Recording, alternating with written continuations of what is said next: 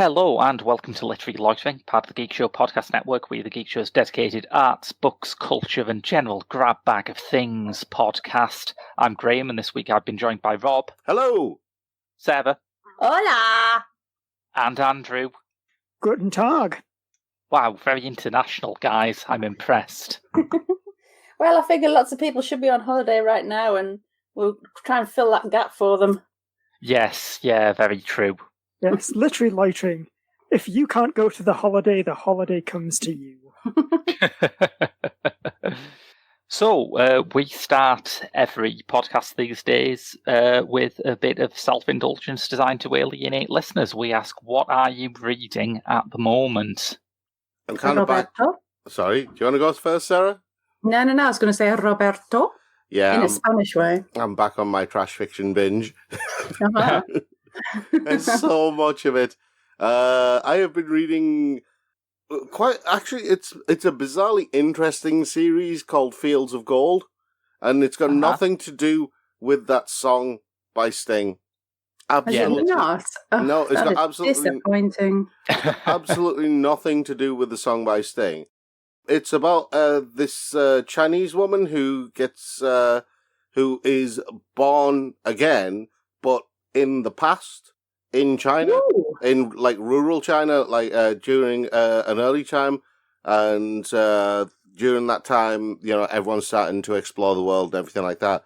And she meets a couple of other guys who've also reincarnated, and they know that she's what they call a transmigrator or whatever it is, because it's not exactly like history of Earth; it's like an alternate Earth, and these two guys have both become emperor, right? One was the emperor and took over the throne in a coup, and the other one is his son, who's also kind of a reincarnated transmigrator, and they both recognize her for what she is, and she's still trying to hide what she is, because all she wants is just a quiet life. She doesn't want to get involved in any of the politics and nonsense and stuff like that, because, you know, women at that time in China, probably not a good idea for them to get in politics. So yeah, it's a really interesting story because it's a lot of it deals with food and with crops and with planting crops and farming and stuff like that. So I like it from that aspect, and it's actually surprisingly well written. It's still trash, but it's just well presented. Well written trash. Yeah, it's well presented. It's good trash. It's trash that you'd be happy to feed to your pet raccoon. Yeah, I mean, when you go to like London Fashion Week or one of the other fashion weeks, and you see, I do every year, obviously, and you just see people coming down the catwalk, and you go, "That's absolute rubbish," and then someone says, "But I bet you'd wear it." You go, "Yeah, damn right." I have recently read a Herman Hesse novel, which was his biggest seller during his lifetime, largely because I think the title is so much fun to say. I have read Nope. Fair dues. It is the best title. It's sort of a weird intermediary thing in Hesse's work between the coming-of-age stories that he wrote as a young man and the Buddhist allegories he wrote in his later years, and it feels a bit unresolved as a result. It's clearly the work of a man trying to think what his legacy is and thinking that, you know, if he keeps bumming around not doing much like his hero does in this novel, he might die alone and unloved rather than, say, learning about Eastern philosophy and becoming the most beloved German author of his generation. But what are the chances of that happening? Am I right? So it's pretty slender stuff, but if you are a Hesse completist, as I am, worth seeking out. Very nice. I have had a quick read this week. I've actually got Das Kapital out of the library. However, I have not started yet because I'm still finishing off something else. But I've also read The Gashly Crumb Tinies by Edward Gorey, and I'll put a photo of this up on our Instagram or our Twitter, is it? What do you think it should be? Twitter, I think. Okay, we've got both. We've got both, yeah. We can do both. Okay. So I'll put a photo of this up on Twitter and Instagram. And because it's just precious. It's nice, dark, spooky, awful things. It's an A to Z, and it's what's happened to various people, children actually, and how they died. So, for instance, B is for Basil assaulted by bears. A D is for Desmond thrown out of a sleigh, and my favourite N is for Neville, who died of ennui. Oh wow! Lovely. So it's just it's a stocking filler book, and it's really cute, and it's a nice journey during sort of Victorian Edwardian spooky death fascination stuff. So I like that. It's published by Bloomsbury. It's the it really sounds like the thing that Gomez would read to Wednesday. Yes, absolutely it is. Yes, before moving on to the chapter labelled Scabs. Yes. Have you ever seen any of Kate Beaton's Edward Gorey stuff? Oh no, I have not. She found a collection of Edward Gorey book covers, and she tried to work out what the book was like from the cover. There was one which was a collected book of poetry by W.B. Yeats. I mean, when you said Kate Beaton, I was thinking, not the same Mrs. Beaton, is it? Not that one, no, the one that was Ark of Vagrant. Yes, there was I still feel like at least once a month I remember Kate Beaton's Great Gatsby comic and just have a little smile. Yes, it's so great. There'll never be one of us, Gatsby. We're old money. How old? Old as balls. So is Kate Beaton a graphic artist? Yes, she's a cartoonist from Canada. Mm. Oh, cool. Right. Okay. Mental note. Well, we should put that on Twitter as well as a mention, because that, firstly, it'll tell people, it'll just remind people what we said during the show. And secondly, it'll remind me what people have said during the show, because my memory is hopeless. So. Fair point. Well made. Yes. But I think what the Great Gatsby one is for Andrew, the W.B. Yeats one is for me. It's his Gorey's Yeats cover was just this heraldic eagle, and Kate Beaton just expands that into a sort of faux documentary strip.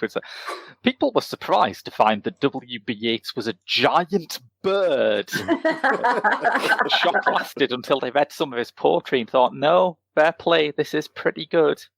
For a bird. Andrew, what have you been reading? Yeah, I have been back on my comics this week. Cute. Because the Humble Bundle, you know, that website where you can basically get a big old pile of stuff for dirt cheap. They did a big Image Comics collection, so I've been enjoying some of that. Specifically, I've been reading Snot Girl by Brian Lee O'Malley and Leslie Hung. How have you started reading that? I couldn't figure that out after the first issue. I was thinking, I don't know what I'm reading. Snot Girl is very weird. It's about Lottie Person, who is a fashion blogger, but with a dark and terrible secret that she has allergies. Yep. So obviously it starts off being this whole big kind of wacky romantic comedy at first. I think it's listed as American manga, which as much as that's a term that does make my skin crawl, I think it is very apt. Yes. It's that same kind of goofy, slightly slice of lifey thing. Except as the series goes on. So obviously there is kind of the running through line of this idea of the image she presents online being very different to how things are in reality, and sort of playing with the nature of perception a bit. That is actually something Brandy O'Malley did a lot in Scott Pilgrim as well.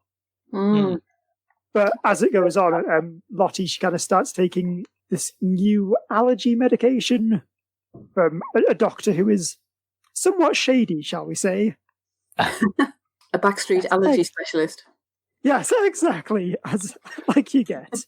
And it begins to kind of delve more into this like weird psychodrama thriller where you're not sure kind of like is Lottie imagining half the things that are going on? Like, are people dying and then just popping back up the next day? Who knows? Excellent. Shall we move on to the news? Yeah. I think we should, because that is the format of the show. Yeah, that's a good plan. Listeners, if there's one thing we can guarantee you to ensure that you have a top-flight literary loitering experience, it's this. We are the first arts news podcast who are not going to mention that stupid Harper's letter about cancel culture, the writer of which we found out this week was so interested in free debate that he threw a man out of his house for disagreeing with him. Was he my dad? So, no, we stick to our general ethos that if you are talking about cancel culture all the time now, you are basically admitting that you are looking around the world in the state that it's in now and saying, you know what the most important issue here is? J.K. Rowling's lost a lot of Twitter followers. We know, of course, that there are more serious threats to human society at the moment, such as our first story. In November, we will see the release of Ernest Cline's Ready Player 2. What? Oh, God, no. We've been through so much already. 2020 just keeps giving, baby. We know almost nothing about it, which personally is the way I'd like to keep it. But pre-orders are open. It will be out on November the 24th. And yeah, the rest is speculation, guys. November the 24th, isn't that about the time that we're predicted to run out of toilet paper? Are the two related? Some say not. Public-spirited as ever, Ernest Cline is helping us out with our coronavirus shortages. Personally, I think for my first trip to Toilet Town, I'm going to use the extended Manimal reference sequence. that I just assume is going to be in there. See, this is the thing. Is he actually old enough to remember things like Manimal and Automan? Oh, I remember Manimal and Automan. Oh, I think that's possibly the only way Ready Player 2 could get worse, if it's that artificial nostalgia for things you weren't actually growing up with. Yes. But have heard people like and want to cash in on. Yeah. Stuff that happened 70 years before because nothing better happened in the intervening decades. You know, like us in World War II. Yes. We obsess over World War II. Always obsessing over World War II. Now you mention it, the 80s obsession in the future society does make a lot more sense when you put it that way. But, I mean, releasing a Ready Player 1 sequel in this environment... Hang on, it's a sequel. It's a sequel, oh yeah. Did you not spot that?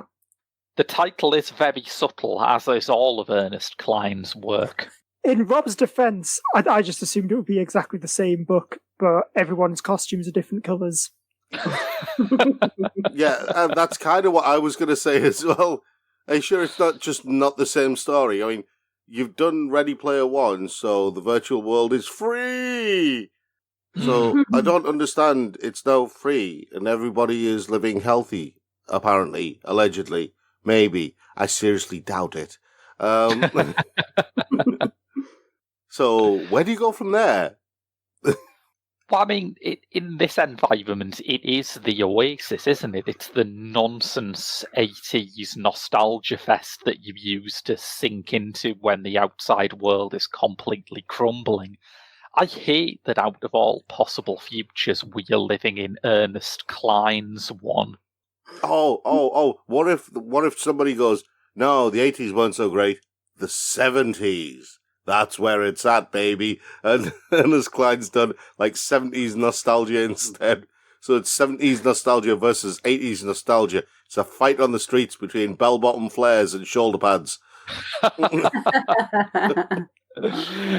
I mean, genuinely, I bet like the villain is going to be some I don't know, like Mark Zuckerberg type upstart whose evil plan is to make a new version of the Oasis, but based on brand new properties, not just referencing things from the 80s. Yeah. I was just hoping for the Disco Boys to make a reappearance from after they were in Mystery Men. I would actually approve of this if the Oasis was now full of lazy, obvious references to Ernest Cline's work. I think that would demonstrate a certain self-awareness. Well, wasn't the guy who created the Oasis supposed to be a reference to him? I don't know. All I know is that... Well, what I know about the guy who created the Oasis is that he was played by Mark Rylance in the film, and he had a very long and wisely cut dialogue in the book about how wanking makes you clever. Yeah. Like I said, Ernest Cline reference. And he did do that poem. Did do that poem, yes, a treasured literary loitering memory there. I've forgotten what it was about. I just remember he did that poem and it was dodgy as hell. It was about how... I remember it. Yeah. I don't remember it. He's... Basically, the thrust of it was that he's sensitive and intellectual because he doesn't like girls with fake breasts. He likes girls with glasses. Okay, yeah. He doesn't judge women by their appearance, except for the times when he judges them by their appearance. Yeah. A much more welcome comeback, and indeed a much more unlikely comeback, seeing as this author is, dead, is Terry Pratchett. Hooray! Immediately, I'm sitting up straight. Yes. Due in September, so, just enough time to read it before Ready Player 2 consumes all of our attention. Doubleday Children's Books will be publishing the Time-Travelling Cavemen short stories written for local newspapers early on in Pratchett's career, most of which have yet to be collected in book form. Ooh. Oh, interesting. Excellent. I have some new Pratchett to read. Indeed, yes. Early career Pratchett as well. So this should be good. Because I think Pratchett's early career stuff doesn't get the kind of attention it deserves. There are a lot of things that he wrote during his early career. I mean, if you read stuff like The Carpet People and Diggers, Truckers and Wings and Strata and books. Yeah, and Strata and Dark Side of the Sun, and some of the stuff that he wrote as part of like anthologies as well. Yeah. With other authors. If you read some of those things, you can see the seeds of ideas that eventually became Discworld, for example. I think that was Strata and Dark Side of the Sun laid the foundations for Discworld. This is incredible because it's almost exactly what Pratchett's editors Ruth Knowles and Tom Rawlinson have said in The Guardian about this. Yes. I haven't actually read the article, so... Yeah. This is bang on. This is how much I adore Pratchett and how much I miss him, actually. Yeah, completely. Yeah, I'm definitely glad because I know when you kind of posted the story initially in the group and just kind of seeing the title, I thought I was maybe worried it was going to be a bit of like a Tolkien thing. Yeah. Where it's, we found this half-finished story that Pratchett had shoved behind the settee and we're just going to, combine it with one of his shopping lists and that's something, isn't it? Then again... But no, it's actual work that he has completed and put out. Then again, given Pratchett's humour, he probably did do things like put half the manuscript in, on his desk and the other half somewhere that Rob has to find. Well, it's funny you should mention this because I'd heard this story before but had forgotten about it until this article reminded me. But he made sure that his legacy wouldn't be, as Andrew said, Tolkien, because he collected all of his unfinished work onto a series of hard drives and then ran a steamroller over them. Oh, that's right, he did. Yes. What a delightful man he was. Yes. Have you guys actually watched Good Omens yet? I've seen a bit of it. I've seen a few bits of it, yeah. I have to say, there are bits that obviously they had to change for TV, but The relationship between David Tennant and Martin Sheen is just, it's everything you want from Crowley Aziraphale relationship. It is. It's a very small thing, but I just love that bit where Aziraphale opens the door, turns to Crowley and says, "Get thee behind me, Satan." Oh no! Get thee behind me, foul demon. Then after you. And the thing is, they've known each other for so long, and they've been frenemies. That's it. Yes. Yeah. Frenemies, more friends than enemies for so long, because they don't fight each other whenever they meet. They just sit down and have lunch, and so they're more like an old married couple that's been around forever. Much like David Tennant and Michael Sheen in real life. Yeah. It's bizarre how that works, isn't it? Yes. A rather less authorised spin-off next. There's going to be a sequel to The Great Gatsby. What?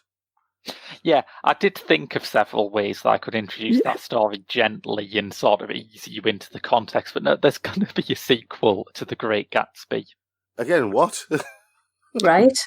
They have read The Great Gatsby, right? They know how that book ends. Yeah, it's spoiler alert, it's not so great for Gatsby. Yeah. No, the thing is that Fitzgerald's novel has beat on boats against the current, borne back ceaselessly out of copyright at the start of next year, which means that Michael Farris Smith is going to publish his sequel suspiciously quickly, based around, I think, everyone's favourite Great Gatsby character, Nick Carraway. What? Yeah, the guy who just basically tells you the story and is a stand-in for Fitzgerald. We're going to get a bit of his life. So, hang on, isn't that just bringing it to a more modern equivalent for a lot of people who may not have read The Great Gatsby?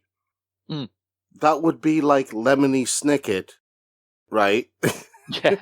From a series of unfortunate events. Someone writing a book about Lemony Snicket rather than the children themselves and narrating the story of what happened to them. They'd be telling the story of Lemony Snicket. Basically, yeah. I mean, who isn't Nick interested? Carraway is basically the literary equivalent of a first-person shooter protagonist, where they're just completely devoid of any kind of noticeable traits, so that you, the player, can just imagine yourself in the role. I mean, do we actually know what Nick Carraway looks like? I can't remember. I love the idea of The Great Gatsby as a kind of first-person snobber. I would so play this game. Anyway, we all know what Nick Carraway looks like. He looks like Tobey Maguire. Yes, I know. I have not seen Baz Luhrmann's The Great Gatsby, because it's a Baz Luhrmann film, so I hope that this is true. But apparently at the end of it, there's a shot where Carraway has written this memoir called Gatsby, and then he just pauses for a second and thinks and writes The Great on top of it and thinks, yes, that's how the film ends, Graham. Yep. Excellent. I hope when the sequel gets an inevitable movie adaptation, it's just kind of interspersed with random shots of Leo DiCaprio just lying in a pool. So yeah, that's a suspiciously quick turnaround, isn't it? Anyone might think that he'd been working on this before the novel went out of copyright, but no. Yes. Didn't you know all about the author's, Gatsby fanfiction website?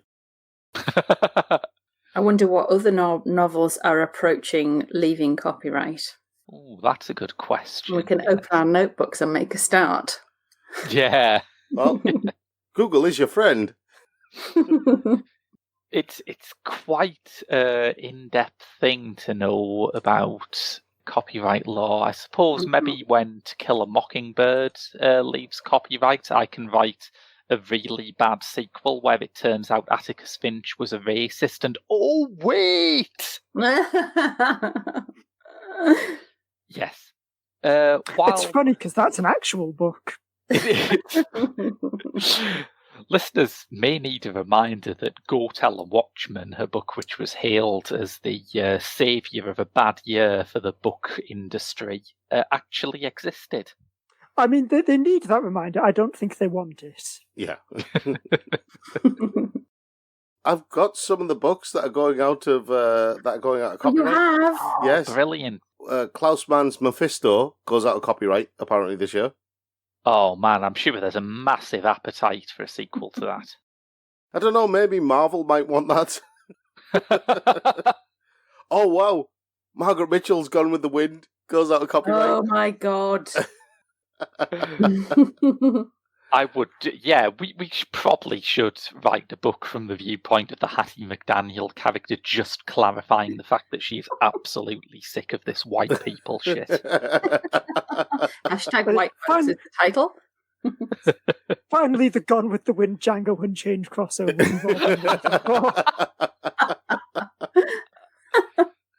The March of Democracy by James Truscott Adams. Well, Truslow Adams, sorry. I suppose there is a room for a sequel to that called The Retreat of Democracy. I like how this Wikipedia list separates writers from novelists. Wow, that's quite a diss, really, isn't it, in some cases? It's got author, writer, and novelist. I'm like, aren't they all the same thing? Apparently not. So is that what the Great Gatsby sequel is going to be about? I suppose one can be a writer and not be a novelist. You could be a non-fiction writer. Some of these books under writer don't look like Oh, non-fiction. right. I mean, what? Spiderwebs? Unless it's actually about spiderwebs. Yes. Angkor the Magnificent. Why does that name ring a bell? By Helen Churchill Candy. Angkor the Magnificent. How do you spell Angkor? Angkor. It must be about Angkor Wat. Are we just skipping over the fact that someone called Helen Churchill Candy existed? Yes. The product of a doomed marriage between Winston Churchill and John Candy. I mean, what kind of a name is Truslow? I mean, James Truslow Adams. Why did they all have three names back then? It's an American thing, that. Yeah. Yeah, it's the sort of John Quincy Adams legacy. Say what you want for Harper Lee. That's a good short name. Yeah. I don't know, maybe they wanted the double-barreled surname of the posh people, but they couldn't afford it. I think that might be it, mightn't it? The American blue bloods trying to do something that they think is old world and failing. Yes. Speaking of American toffs trying to do something very simple and failing, Donald Trump Jr. has written a book while he's in quarantine. Hang on. Another one? Yeah, there was one before. I haven't looked up the title because I don't care. It's called Triggered. I remember this. Yes, it was. Oh, Wow. Triggered. Oh, we should have just gone for the most obvious answer and it would have probably been true. See, I know what it's supposed to be about, but I really wanted it to be about Trigger from Only Fools and Horses and just be like Only Fools and Horses fan fiction. Many argue it would have been a better book for it. Just maybe it's one of the reasons why Trump finds Donald Trump Jr. a disappointment because of his massive fandom for Only Fools and Horses. Apart from the literally everything else. Yeah. I mean, most of the reasons why Donald Trump Jr. is a failure are things that I think his father would solidly approve of, although big shout out to that Chapo Trap House episode where they go to CPAC and hatch a plan to meet Donald Trump Jr. and just sort of put their arm around him and say, look, I get it, man. I just wanted my father to love me too. I can't look at either of the Trump sons without thinking of Saturday Night Live. Yes. Although Saturday Night Live, I think, always had that problem where at the start they assumed that Don Jr. was the strategist and Eric was the derpy one because he looks more like a bullfrog.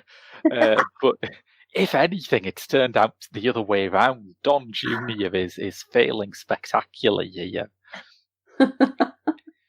He's done a book which has a very interesting cover. There's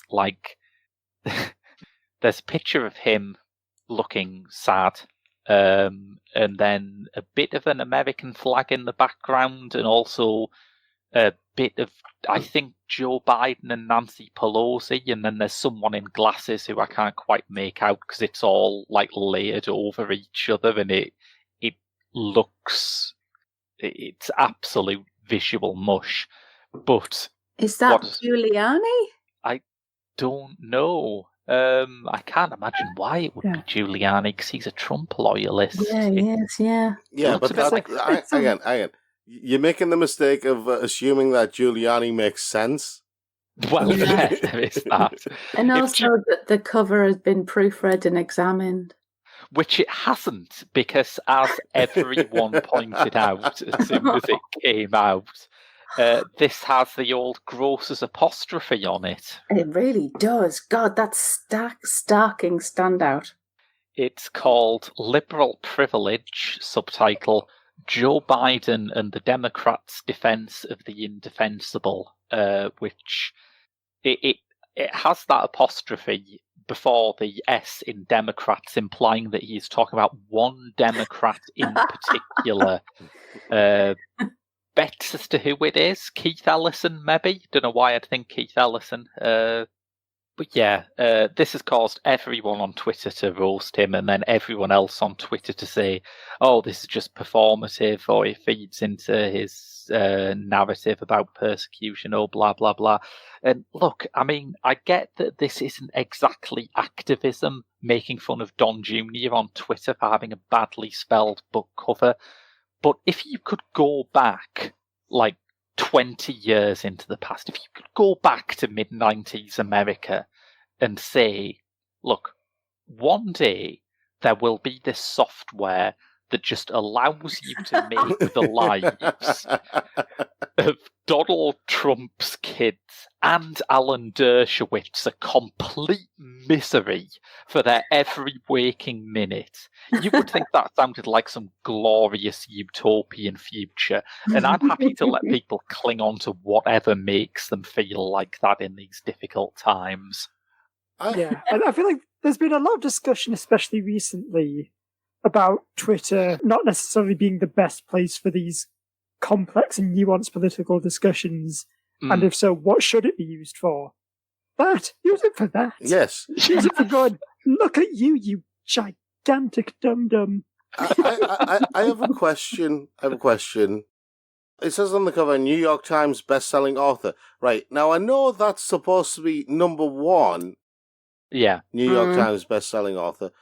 But the hashtag just denotes that it's a number. It doesn't necessarily mean that you're specifically stating number one. It could just be one New York Times best-selling author. A particular New York Times best-selling author. Yeah. You've actually hit on a truth there, because as several people noticed when that cover was dug up, the New York Times bestseller list that was published when triggered was number one in the charts, did actually have a dagger by Trump Jr.'s name indicating that the book was bulk bought in an attempt to manipulate the sales charts. Why does that even surprise me? Well, it's a Trump. He's going to try and manipulate the vote any way he can. Mm-hmm. Yeah, so I would happily buy a book by Donald Trump Jr. if it was just excerpts from his incredibly sexy Woodlands photo shoot. No. No. Did everyone see this masterpiece? No. Yes, yeah, I have seen this. Let me put a link in the chat. No. Donald Trump Jr., man of the woods. He's going to make me look, isn't he? You're making me look. No. Oh my God, yes, I remember this now. Why can he not sit down? Oh, that's right. wow. I remember now. Oh, wow. I mean, that photo where he is actually sitting down on a tree stump just makes it look like he's done a giant. I mean, he does seem very perturbed by all these wood at the buildings. Well, are they some kind of art? You see how new those boots are? Yeah. Has he ever walked in woodland ever? Look at the photo of the giant tree stump. Trust me, look at the expression on his face. He's got that contemplative look on his face as if he's just had like a continental bowel movement and now he's just glimpsed Nirvana or something like that. And Kurt Cobain's going, "No, you're not allowed here, mate." He's had a revelation of some kind. It's like those clips on The Simpsons where it just zooms into Homer's brain and it's like him singing the Meow Mix jingle or something like that. Oh, someone's done an amazing picture where they've taken that tree stump photo, but then they've cut out him and made like tiny versions of him. One's perched on his shoulder, another one's perched on his knee, and another one's perched on the rest of the tree stump. If you can find it, it's amazing. There's one of the that shot of the photo with him on the stump set alongside one of Prince's album covers where he's naked. Oh, yes, Love Sexy, yes. But, yeah. Except the opposite of both those words.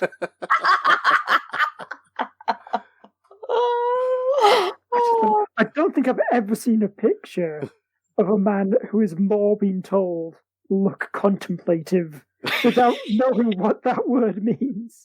It's like the old thing that they tell you in drama school, isn't it? Never, ever direct an actor to just walk normally. Because you can't do it when you think about it. And someone has clearly said to him, just sit normally. And he's sat there going, how do humans sit? Have you seen its sister photograph? No. Well, it's of him in the same outfit in the middle of a field. But the field it's like trimmed burnt grass, really. Yeah, it's empty. There's in the horizon, it's just purely white above that, like the mists rolling in or something. Like it's some kind of metaphor for mental health. It sounds like the picture that was taken of him just after he arrived on this planet. See, I'm looking at this and I'm remembering a line from a TV show Stacey Keach used to be in where he's drunk and he says to his son, "You better swim for the lighthouse, laddie, the fog's rolling in."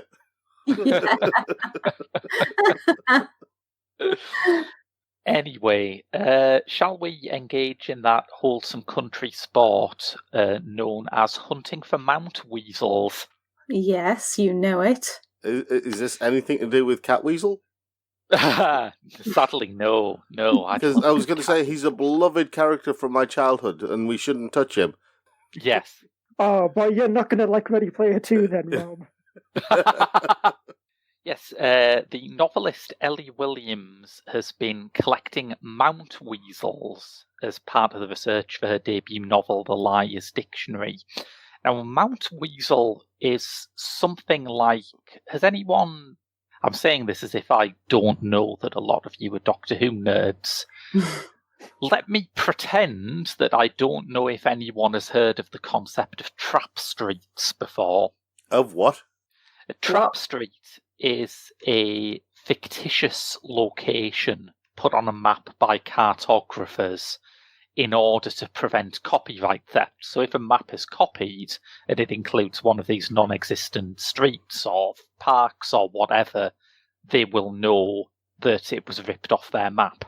Ah, right. Yes. Okay. So it's obviously I've heard of that, Graham. Yeah. It's... After all, who doesn't know it from hit coming of age Cara Delevingne indie drama Paper Towns? Of course, yes. I knew it from the Doctor Who episode Face the Raven, where, spoiler warning, it turns out the trap streets are all real and they're secret alien refugee camps. Okay, I didn't remember any of that from any Doctor Who episode or Cara Delevingne's, wherever the hell that was. I completely misunderstood what you meant by trap streets, because... Yeah, you did. You just thought it was where you can go to get a little quote-unquote pick-me-up. But yes, some of the Mount Weasels... The Mount Weasel, by the way, was named after Lillian Virginia Mount Weasel, who herself was a fictitious entry in the 1975 edition of the New Columbia Encyclopedia. She was supposedly a photographer born in Bangs, Ohio, who was killed in an explosion while on assignment for Combustibles magazine. This sounds like a plot from a Pratchett novel. It does a bit, doesn't it? Yes.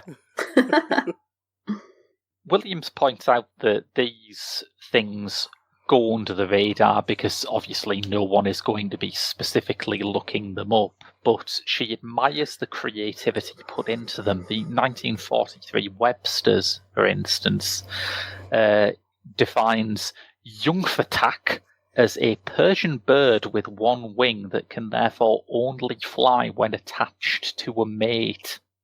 Oh, that's cute. Yes. It has a long and noble lineage. The very first dictionary by Dr. Samuel Johnson defines trollmedames as, "Of this word I know not the meaning." Okay. At least he's honest. Yeah. I mean, if that was an option, I should have made my own dictionary ages ago. Yes. See, I just remembered the Blackadder the third episode. Yeah. Where it just ends with him going, "Sausage! Sausage!" Damn your eyes. I think it seems like there's some sort of... I mean, you think of dictionaries as like rigidly factual. And it's always a surprise to hear something like this. I was delighted. I used to collect dictionaries when I was a teenager. How which was lonely. That's cool. I like that. And one of them was the Ambrose Bierce Dictionary, which just, made me laugh, had a lot of brilliant definitions in it from a couple of centuries ago. So maybe there was like, I don't know, maybe getting to the stage that it is today is an evolution rather than, you have a dictionary, it's factual, and that's the end of it. Maybe there was a crossover between the centuries. Perhaps, yeah. It's kind of like how, newspapers from America in the 19th century were full of silly made-up stories about axe handles coming to life, and newspapers in America in the 21st century are full of silly made-up stories about Hillary having a brain tumour. Uh-huh. It's all progress. It's good we've moved on, isn't it? Yeah. Finally, before we move on to the quiz... The quiz? Yes. Quiz!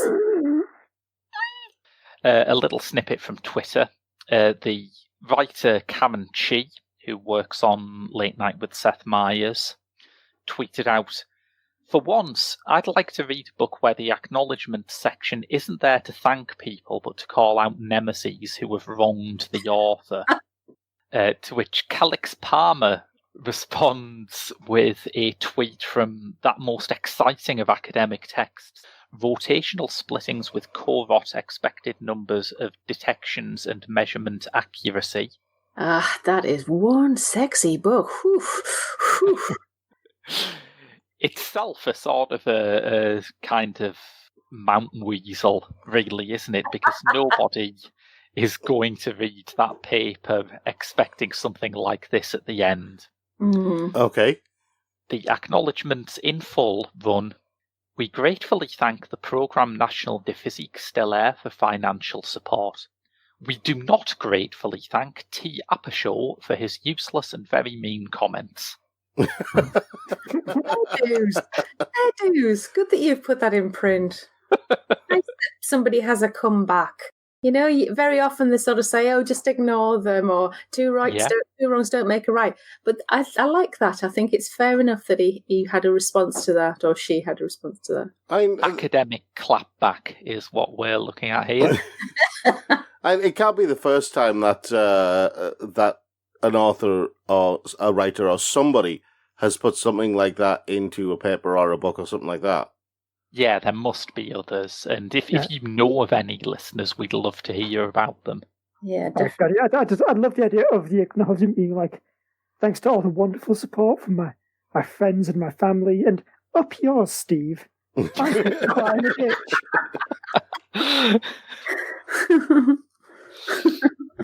Right. Quiz? Yes, quiz. Brilliant. So this is something else with a silly name, isn't it? A phenomenon with a silly Mount Weasel-style name. Is it? Am I doing the quiz or are you doing it? Well, I thought we were doing a quiz about misheard lyrics. Yes, we are. Yes, we are. Often called Montegreens after someone. Yes, they are. Yeah, after someone misheard a lyric from a folk ballad that said, I believe, they took his body and laid him on the green, as they took his body and Lady Montegreens. Excellent. Just a random additional corpse.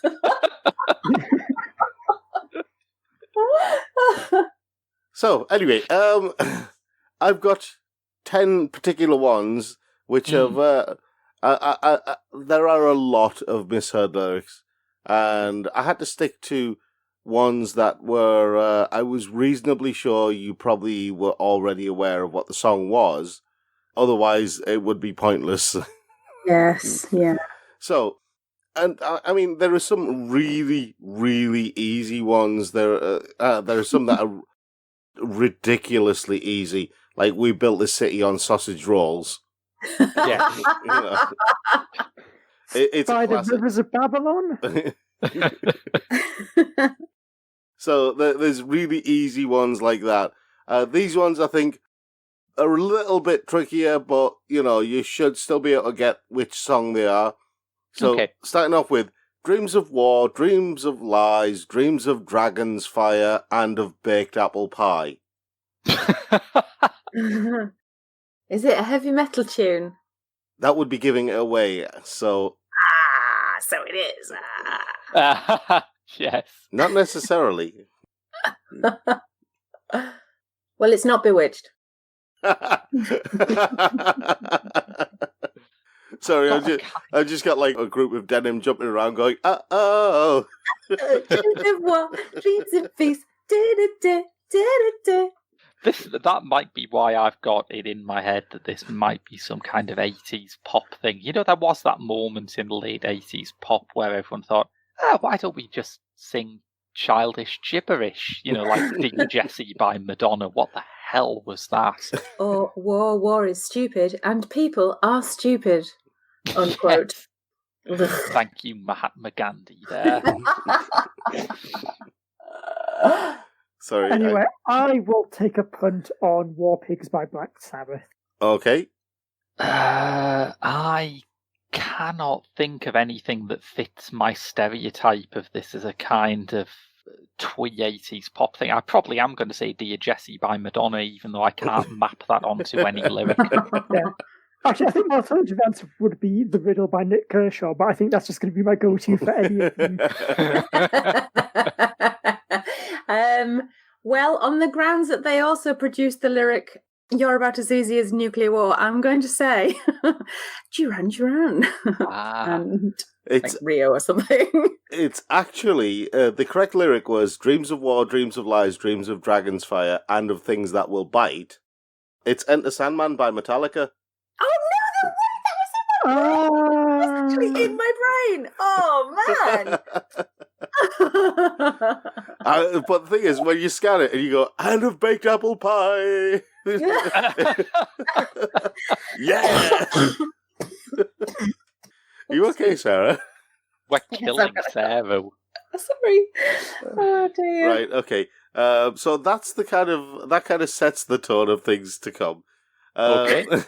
So I remove umbilicals.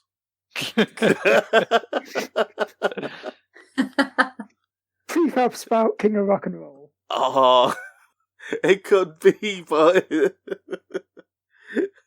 I mean, it does sound like a Prefab Sprout lyric. So, is it Toto Coelho and I Eat Cannibals? oh, it's so close, isn't it? Yeah, that is good. That's a really good guess there. I will guess at I Remember California by R.E.M. Hot chocolate.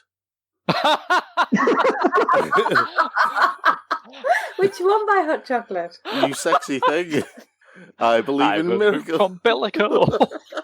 Yeah. Where you from? That is not an appropriate situation to shut someone up. Oh my Also, surely you should know exactly where they're from. You've just seen them come out. god.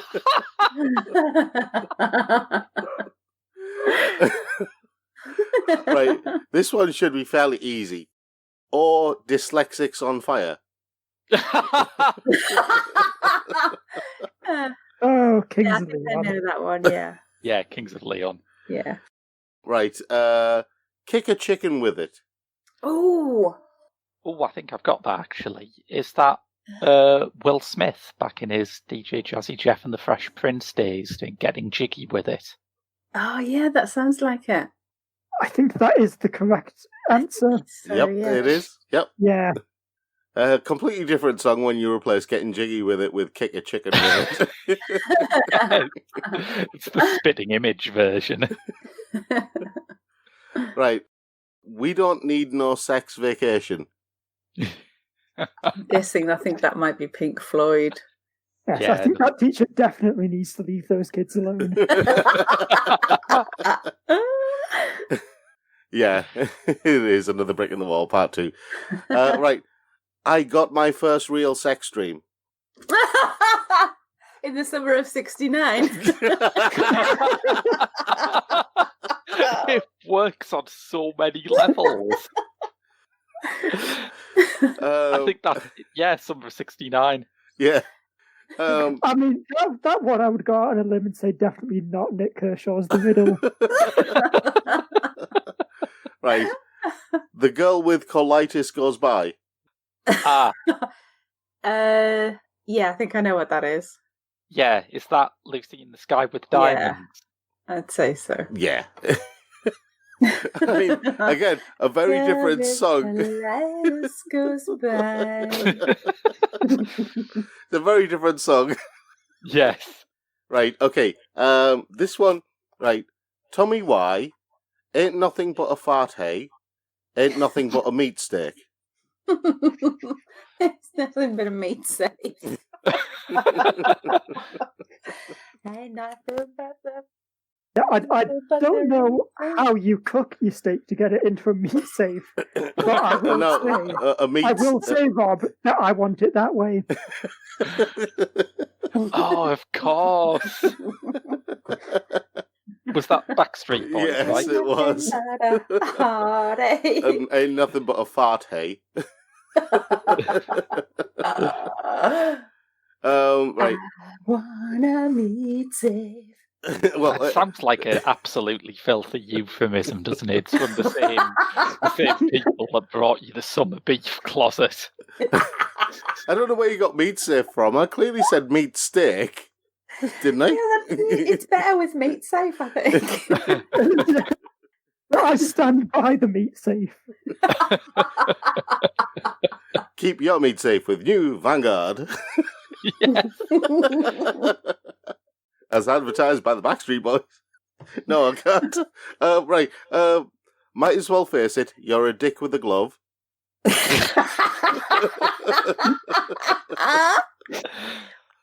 Straight away, you know what that is, don't you?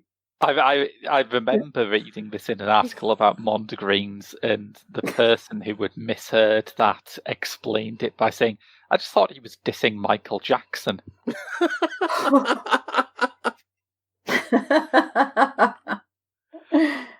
To Robert Palmer and Addicted to Love. Yeah. Right. A nice, easy one to finish. You should be able to get this. The algebra has a devil for a sidekick. Again. It's the has the devil for that's Yeah. just directly the same. I mean, there are a bunch of students out there who are struggling with mathematics, going, this is so true. This is so true. So Bohemian Rhapsody. Yeah. Beelzebub has a bit of a put aside for me. Yeah. Has anyone ever had any particularly egregiously misheard lyrics themselves? I was thinking about that Queen song where everybody yells fried chicken at the end. Yeah. And I don't know whether it isn't fried chicken. I don't think it is fried chicken. I mean, that does work because I have actually had a similar one of mishearing the lyrics to Lizzo's Juice as blame it on the goose. But, Yes. Oh, that's silly me. It must obviously be blame it on the booze, as in caboose. Caboose. As in her rear behind. Except actually, no, it's goose. Goose is the correct word. And I know there was what was that? That song that went Bicycle Hot. Oh God, Bicycle Hot. I can sing it if you like. Oh, Please do. Bicycle hot, la la la. Bicycle hot, hot, hot, hot, hot. Bicycle hot, we'll always love you. I know exactly what song it is, and I can't conjure up like anything about it other than Bicycle Hot. It's My Simple Heart by the 3 Degrees. In my defence, I was only little at the time. Sarah, the fried chicken thing was from Queen's One Vision, right? Yeah. I've just Googled it, and on the Wikipedia article it says, fried chicken. The final line of the song in the studio, live, and blurred vision versions in the album and extended versions, the line before the final God works in mysterious ways, is fried chicken, although the lyrics say One Vision. This was the result of trying to come up with the proper wording of the song, and since it was not working, Freddie Mercury at some point introduced words that had nothing to do with the song for fun. Oh, didn't the Beatles used to do that as well? Yeah. Yes, the original version of Yesterday before Paul McCartney got the lyrics down went scrambled eggs, oh my baby, how I love your legs. Handy as placeholder words. 2 that I particularly love. There is a Taylor Swift approved Mondegreen. Is this the Starbucks lovers? Blank space, yes, where people frequently mishear got a long list of ex-lovers as all the lonely Starbucks lovers. The one that this is probably the thing that I'm proudest of in my life, even though it's a completely idiotic accident. But when I first heard the song Neat Little Rose by Elbow, whose chorus line is lay my bones in the cobbled stone, I genuinely thought they'd said lay my balls in the coleslaw.